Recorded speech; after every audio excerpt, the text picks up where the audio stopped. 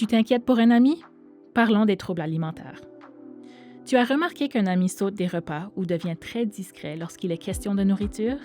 Peut-être que l'ami en question fait des blagues sur le fait d'être une mauvaise personne pour avoir mangé certains aliments ou qu'il se sent coupable après avoir mangé. Peut-être qu'il commence à s'entraîner chaque jour et qu'il affirme que c'est pour se sentir bien, même s'il a l'air complètement exténué. Tu te demandes si tu devrais t'inquiéter?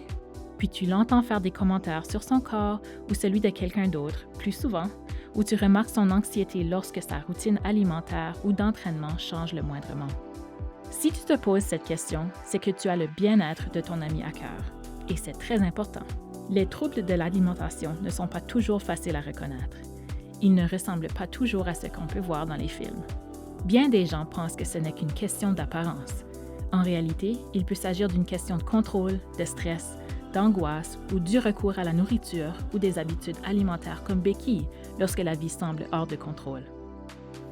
Le hic, c'est que c'est impossible de savoir si quelqu'un est en difficulté simplement en le regardant.